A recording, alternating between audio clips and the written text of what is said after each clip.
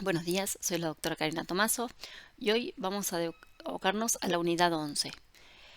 En nuestro caso, la materia es embriología y hoy vamos a hablar del desarrollo embriológico del aparato digestivo. En primer lugar, vamos a definir nuestros objetivos, que van a ser describir el origen embriológico del tubo digestivo. También vamos a describir el origen embriológico de los órganos del aparato digestivo y vamos a relacionar su origen con la anatomía y la histología. Ahora sí, vamos a comenzar con el aparato digestivo. Bien, recordemos que con la gastrulación se formaba un embrión trilaminar formado por un endodermo de color amarillo, recuerden que es este que tenemos acá, en contacto con la cavidad vitelina, un ectodermo en contacto con la cavidad amniótica y un mesodermo que acá vemos en la parte más cefálica, el desarrollo del corazón. Cuando el embrión comenzaba a plegarse durante la cuarta semana del desarrollo, fíjense cómo va incorporando en su pared al saco vitelino, ¿sí? Es decir, que parte del saco vitelino se va a incorporar a la parte cefálica y a la parte caudal del endodermo en esta estructura que está formando, que se llama intestino primitivo. Acá lo vemos mucho más plegado. Esta estructura tubular, denominada como dijimos recién el intestino primitivo, en comunicación directa en su parte media con el saco vitelino. Acá vemos una animación de cómo se pliega y se ve claramente cómo se va incorporando el saco vitelino en la pared del intestino, en su parte más cefálica y en su parte más caudal. También podemos ver cómo el alantoides se incorpora en la parte más caudal, ¿sí? En lo que vamos a denominar intestino posterior del intestino primitivo. Acá lo que vamos a ver es un corte longitudinal en donde vemos acá dibujado en amarillo al intestino primitivo, ¿sí? Desde su parte cefálica hasta su parte más caudal.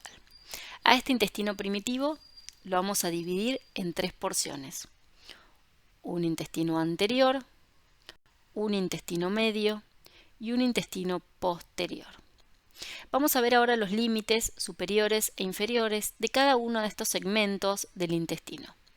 El intestino anterior tiene su límite superior en la membrana bucofaríngea. Recordemos que la membrana bucofaríngea era una membrana que estaba formada por la unión del endodermo y del ectodermo. No había en esa zona hoja embrionaria denominada mesodermo, es decir, que no tenemos mesodermo interpuesto entre el endodermo y el ectodermo.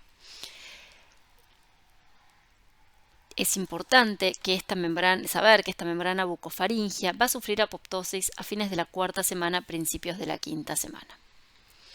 El límite inferior del intestino anterior lo vamos a denominar portal anterior, que es este que ustedes ven acá. El portal anterior es una línea imaginaria que une el esbozo hepático y el esbozo dorsal del páncreas, que lo encontraremos a este nivel. Línea imaginaria entonces que une el esbozo hepático y el esbozo dorsal del páncreas.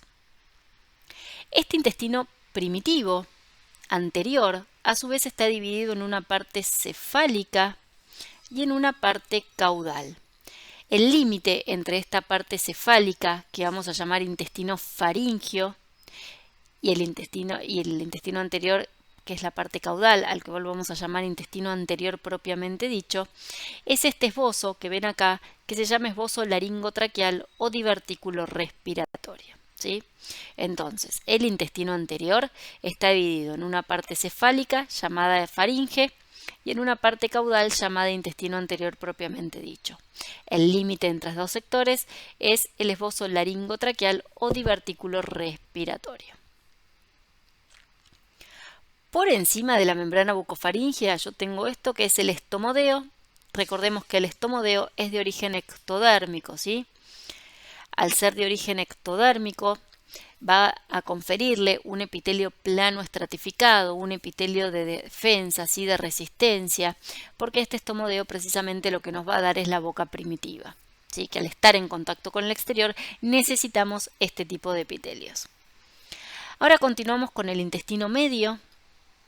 El intestino medio, su límite superior es el portal anterior y su límite inferior es el portal posterior. Este portal posterior es otra línea imaginaria que pasa por la cara posterior del conducto vitelino o conducto ónfalo-mesentérico, que es este que ustedes están viendo acá. Y por último el intestino posterior, que su límite superior es el portal anterior y su límite inferior es la membrana cloacal. ¿Sí? La membrana cloacal es una membrana también formada únicamente por endodermo y ectodermo y va a sufrir apoptosis en la 7ª semana del desarrollo. Este intestino posterior termina en esta dilatación que se llama cloaca, ¿sí? Y por fuera de la membrana cloacal yo tengo una estructura también de origen ectodérmica que se llama proctodeo. El proctodeo lo que me va a originar es la parte más externa del ano, ¿sí? Al ser ectodérmico me va a dar un epitelio plano estratificado, epitelio de resistencia, ¿sí? Porque como también sabemos está en contacto con el exterior. Bien, vamos a hablar un poco del origen de las capas del tubo digestivo y para eso vamos a repasar la histología. Recordemos que si esta es la luz del órgano, la primera capa es la mucosa, luego viene la submucosa, la muscular y en este caso la serosa. ¿Sí? Recuerden que la última capa siempre es adventicio serosa, en este caso es una serosa porque tiene epitelio plano simple rodeándolo. En la mucosa vamos a tener lo que es el epitelio y vamos a tener el tejido conectivo laxo. La submucosa está formada por tejido conectivo y también tenemos el plexo de Meissner, la muscular, en donde vamos a tener el plexo de Averbach y por fuera, ¿sí? La serosa, esta que ven acá.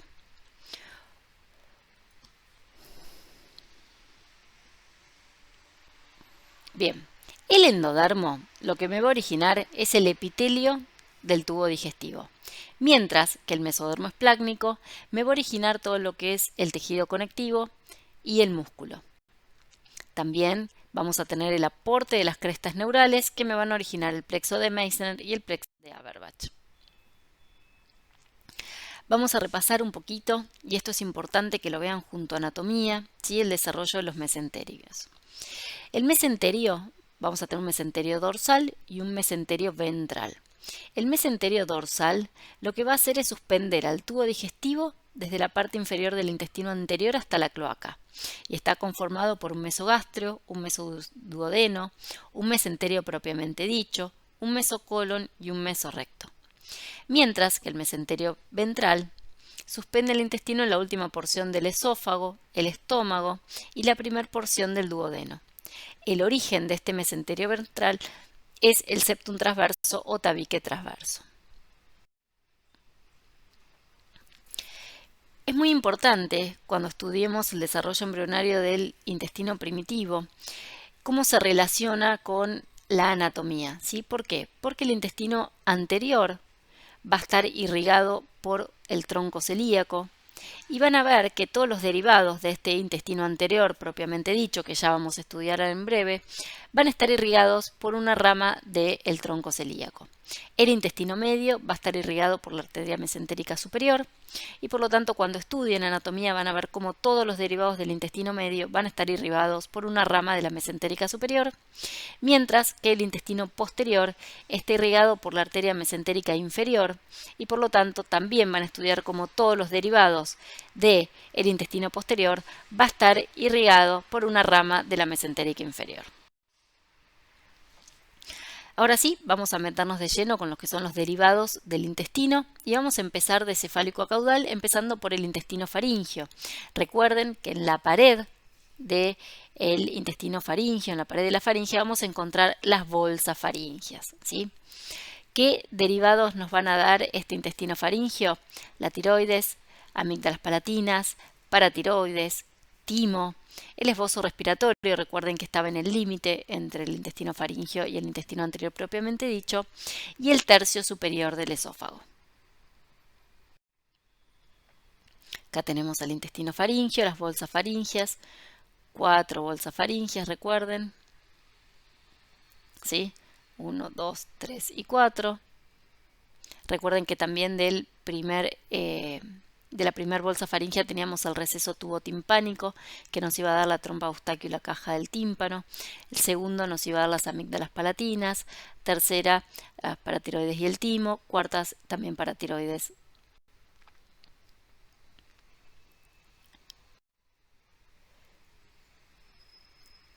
Bien.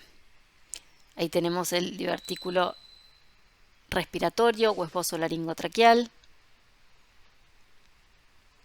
Acá lo tenemos a gran aumento. Fíjense cómo el esófago corre por detrás y por delante se forma a este nivel la tráquea. Si recordamos y repasamos un poquito, recuerden que la tráquea y el esófago en un primer momento están comunicados, la luz la comparten, hasta que en quinta semana se forma el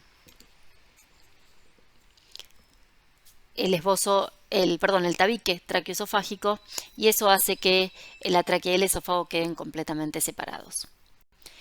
El intestino anterior propiamente dicho, lo que me va a originar son los 2/3 inferiores del esófago, el estómago, la primera y la mitad de la segunda porción del duodeno, el esbozo del páncreas y el esbozo del hígado. Acá tenemos el intestino anterior propiamente dicho, acá tenemos el intestino faríngeo, divertículo respiratorio, intestino anterior propiamente dicho. Esófago, estómago, primera y mitad de la segunda porción del duodeno, hígado, esbozo dorsal del páncreas. Bien. El esófago va a comenzar a formarse en su cuarta semana. En quinta semana, por la formación del tabique traqueoesofágico, va a quedar completamente separado de la tráquea. Un dato que es importante es que el epitelio del esófago comienza siendo un cilíndrico estratificado y luego, alrededor de la semana 20, entre la 20 y la 25, este epitelio se transforma en un epitelio plano estratificado. Entre la sexta y la octava semana del desarrollo, por una proliferación de las células epiteliales se oblitera la luz y luego van a ir sufriendo apoptosis las células centrales, lo cual logra la recanalización del esófago entre la semana 10 y la 12. Luego tenemos un dato importante del esófago, es la capa muscular, ¿sí?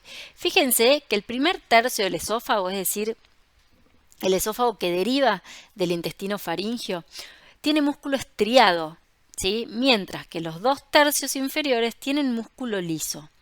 ¿Por qué es esto? Porque el primer tercio, al originarse a partir de la faringe, el músculo lo van a aportar los arcos faringeos. Mientras que el segundo y el tercer tercio del esófago, al derivar del intestino anterior propiamente dicho, el músculo se va a originar a partir del mesodermo esplácnico. Entonces fíjense cómo el doble origen que tiene el esófago explica por qué tiene los dos tipos de músculo en su pared. ¿Quién inerva el esófago? El nervio vago. Acá tenemos una imagen, ¿sí? La luz, el epitelio, ¿sí? Y cómo se va a ir organizando el mesénquima en las capas que conocemos de histología, ¿no? El esófago, con su epitelio plano estratificado, se va a continuar con un órgano que es el estómago, que tiene epitelio cilíndrico simple, ¿sí? Acá ven el epitelio perfectamente claro, cilíndrico simple. Fíjense cómo en este nivel vamos a tener una lucha de epitelios. Bien, el estómago se forma como una dilatación fusiforme por debajo del esófago y va a estar suspendido entre el mesogastrio dorsal y el mesogastrio ventral. Acá tenemos esta dilatación fusiforme. Este estómago va a sufrir rotaciones, fíjense cómo desde esta dilatación fusiforme hasta la forma definitiva del estómago va a sufrir cambios, ¿sí? Y esto ocurre porque primero va a rotar 90 grados en el eje longitudinal, lo que va a llevar el borde dorsal hacia la izquierda, que como crece más va a formar la curvatura mayor, mientras que el borde ventral crece menos, se dirige hacia la derecha y forma la curvatura menor. Hay una segunda rotación que lo hace en el eje antero-posterior y esto hace que la región cardial, es decir, donde está el cardias, en la parte superior del estómago, ¿sí?, se mueva y gire hacia la izquierda y abajo, mientras que la región pilórica ascienda y se dirija hacia la derecha, ¿sí? Fíjense cómo acá tenemos claramente el cardias y el píloro y cómo como consecuencia de esta rotación quedan prácticamente a la misma altura el cardias y el píloro. Ahí tenemos la rotación.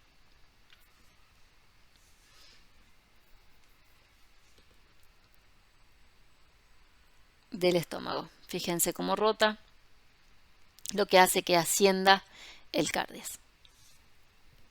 Perdón, descienda el cardias y ascienda el píloro. El estómago, como consecuencia de esta rotación, va a adoptar una posición casi transversal al eje longitudinal del cuerpo y esto va a arrastrar al mesogastrio dorsal que va a formar la bolsa epiploica. El páncreas y el vaso quedan incluidos dentro del mesogastrio dorsal, mientras que el mesogastrio ventral lo que va a hacer es unir al estómago y el duodeno al hígado y a la pared ventral.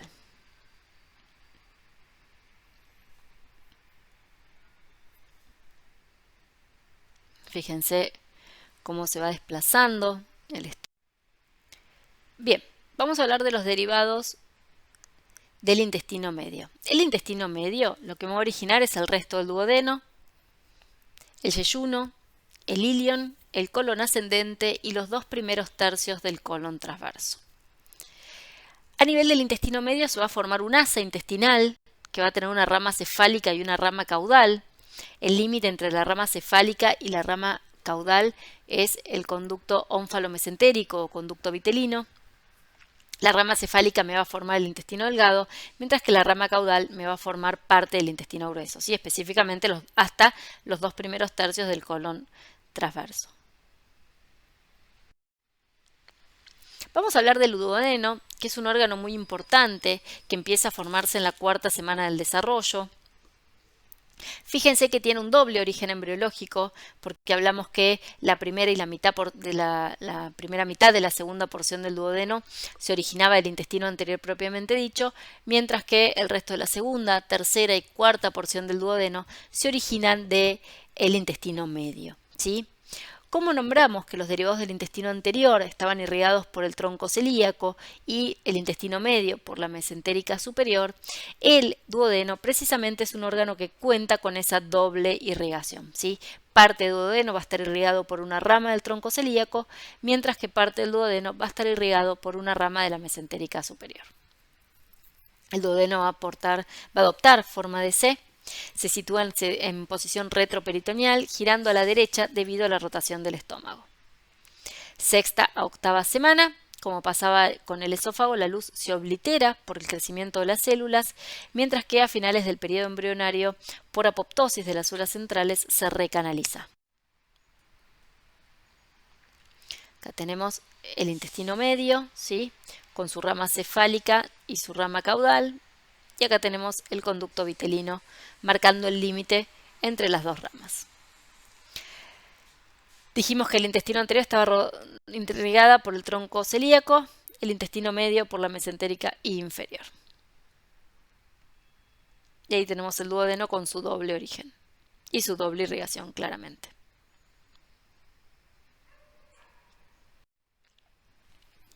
Acá tenemos cómo gira y rota para adquirir la ubicación definitiva.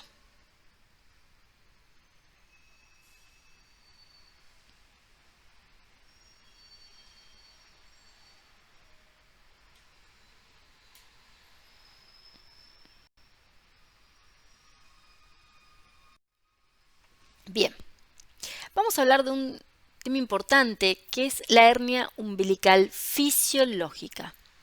Esta hernia umbilical fisiológica, como lo dice su nombre, es un proceso normal que comienza en la 6ª semana del desarrollo. El asa intestinal, por falta de espacio, ¿sí?, va a introducirse en el celoma extraembrionario del cordón umbilical y cuando se introduce va a rotar 270 grados. ¿Por qué no tiene lugar Recuerden que el hígado a partir de la quinta semana comienza a cumplir funciones hematopoyéticas, por lo tanto crece mucho y eso hace que ocupe mucho espacio, y también es un periodo en donde se desarrolla francamente el riñón mesonéfrico. Entonces el crecimiento de estos, tanto del riñón mesonéfrico como del hígado, hace que no quede lugar para el intestino medio, ¿sí? Por lo tanto el ácido intestinal sale al celoma umbilical.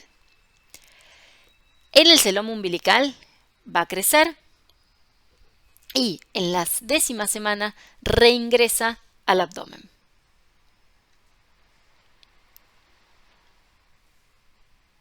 Fíjense cómo al salir rota,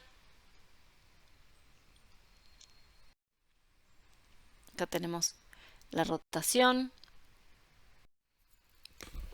El intestino va a girar 90 grados en sentido antihorario mientras se encuentra en el cordón umbilical.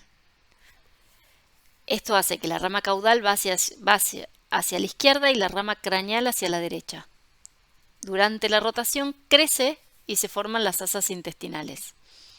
El intestino grueso va a girar 180 grados también en sentido antihorario, mientras reingresa al abdomen en la 10ª semana del desarrollo. Acá vemos cómo tenemos la rama cefálica y la rama caudal, ¿sí? Cómo gira en el eje de la arteria mesentérica superior, ¿sí? Y cómo reingresa, y al reingresar también rota, ¿sí?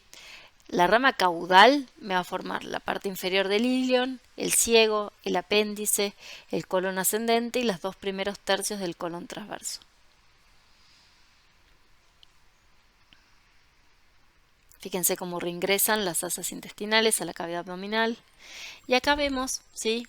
En esta animación se ve claramente cómo rotan al reingresar.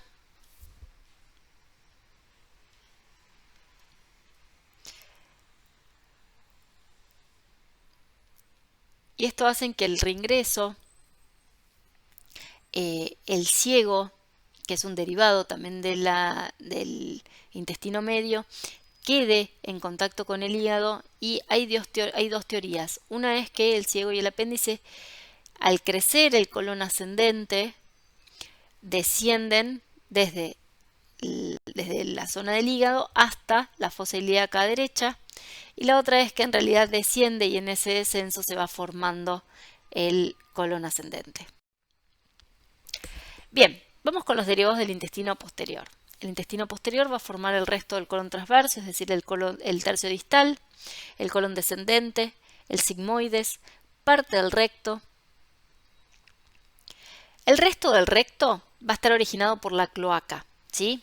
Esta cloaca, si repasamos un poquito lo que vimos cuando vimos 3ª, 8ª semana, la cloaca iba a ser invadida por un tabique de origen mesodérmico llamado tabique urorectal, que iba a dividir a la cloaca en un seno anorrectal y en un seno urogenital. El seno urogenital lo vamos a estudiar más en detalle cuando veamos el desarrollo del aparato urinario y el desarrollo del aparato genital, mientras que el seno anorrectal va a originar el resto del recto y parte del ano. Bien. Este tabique, ¿sí?, se forma alrededor de la 6ª, 7ª semana del desarrollo. Acá tenemos la cloaca y cómo este tabique mesodérmico, tabique urorectal, va dividiendo a la cloaca en un seno urogenital que queda en contacto con el alantoides y en un seno anorrectal que queda en contacto con el intestino posterior, ¿sí? Y acá a continuación tenemos el proctodeo.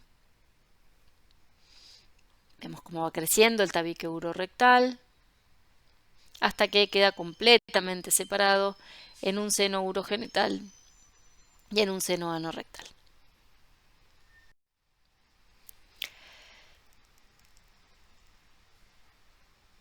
El ano tiene doble origen embriológico, es decir, que se va a originar parte del seno anorrectal y parte del proctodeo, ¿sí?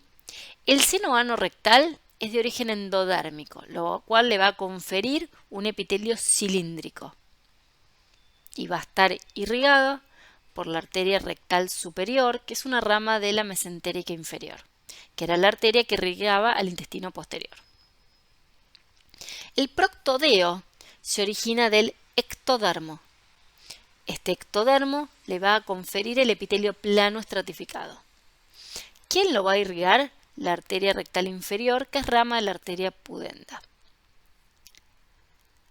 La proliferación del ectodermo va a cerrar la región más caudal del conducto anal, que debería ser recanalizado normalmente en la 9ª semana del desarrollo. Acá vamos a ver la lucha de epitelios, ¿sí?, a nivel anorrectal, de entre lo que se origina del intestino primitivo, que va a tener el epitelio cilíndrico, y lo que viene del proctodeo, es decir, del ectodermo, ¿sí? Acá se ve claramente esta lucha de epitelios, cilíndrico simple y plano estratificado. Antes de meternos con el vaso, quiero aclarar que, habiendo estudiado todo esto, vemos que el colon transverso también tiene un doble origen, ¿sí? Los 2 primeros tercios del colon transverso se originaban del intestino medio y van a estar irrigados por una rama de la arteria mesentérica superior, mientras que el tercio distal está irrigado por una rama de la mesentérica inferior, ¿sí?, porque se origina a partir del intestino posterior. Bien, 2 palabras del vaso, debido a que ya lo vimos cuando estudiamos el sistema linfático, ¿sí? Acá está el vaso, ¿sí? El vaso se originaba a partir del mesogastrio dorsal, iniciaba su desarrollo en la 5ª semana. Bien, ahora sí vamos a ver el hígado y el páncreas, ¿sí?, que son las glándulas anexas al tubo digestivo. ¿Sí? El hígado se empieza a formar a fines de la 3ª, principios de la 4ª semana, como la presencia de un esbozo que se llama esbozo hepático en el intestino anterior. Este esbozo hepático va a crecer dentro del septum transverso, que es una masa de mesodermo esplácnico que se ubica entre el corazón y el intestino medio, ¿sí? Parte de este septum transverso va a originar el diafragma, ¿sí? El divertículo va a crecer y se va a dividir en una parte cefálica o craneal más grande, que va a originar al hígado y al conducto hepático, y una parte caudal más pequeña, que va a originar a la vesícula biliar y al conducto cístico. En la semana 12 va a comenzar a funcionar la parte exócrina del hígado. Acá tenemos el septum transverso, ¿sí? Fíjense, y acá el esbozo hepático.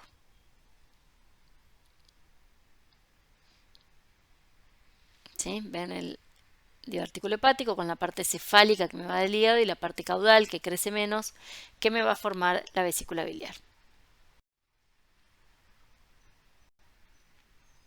Ahí vemos el hígado, ¿sí?, cómo va modificando su forma y cómo va creciendo. Acá lo mismo, ¿sí? El hígado está creciendo en el tabique transverso. Fíjense cómo va creciendo. Vamos a hablar de los 4 orígenes del hígado, ¿sí? 4 orígenes embriológicos. El estroma y la cápsula del hígado se origina del septo transverso, es decir, del mesodermo. Los hepatocitos se van a formar a partir del divertículo o esbozo hepático, es decir, es de origen endodérmico. Las células de hito se van a originar a partir de las crestas neurales que van a migrar. Mientras que los sinusoides hepáticos se forman a partir de la vena vitelina. Y acá tenemos los 4 orígenes del hígado. Ahora sí, vamos a hablar del páncreas. El páncreas es un órgano que comienza a formarse en la 4ª semana a partir de 2 esbozos endodérmicos que se originan por separado. El primer esbozo se llama esbozo dorsal del páncreas, se forma en la 4ª semana, está ubicado dentro del mesenterio dorsal y es el esbozo más grande. En 5ª semana se forma un esbozo más pequeño que se llama esbozo ventral del páncreas, dentro del mesenterio ventral, y está ubicado cerca del conducto colédoco. Cuando rota el duodeno, la yema ventral que va a ser arrastrada ubicándose por detrás de la yema dorsal. Cuando las yemas se fusionan, se van a unir, se van a anastomosar los conductos. ¿Sí? Acá vemos bien cómo rota y cómo se unen las yemas ventral y la yema dorsal. ¿Sí?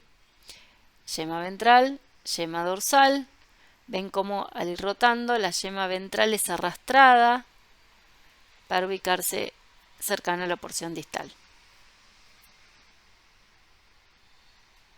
Acá se ven yema ventral, yema dorsal, cómo queda formado el páncreas. Con esta imagen es muy sencillo darse cuenta los derivados de cada una de las porciones. Tenemos una cabeza, un cuerpo y una cola en el páncreas, ¿sí? El esbozo ventral del páncreas me va a formar parte de la cabeza, gran parte del conducto de Wirsung, mientras que el esbozo dorsal me va a dar una parte de la cabeza, cuerpo y cola, parte del Wirsung y el conducto accesorio de Santorini en caso de existir. Y por último acá tenemos un resumen, un cuadro resumen de todos los derivados del intestino primitivo, ¿sí? Las rotaciones más importantes que sufre cada una de esas porciones. Bien, para concluir es importante que recuerden el origen embriológico de los órganos del tubo digestivo para poder relacionarlo con la anatomía y la histología y así lograr un entendimiento más global y profundo de este tema. Muchas gracias.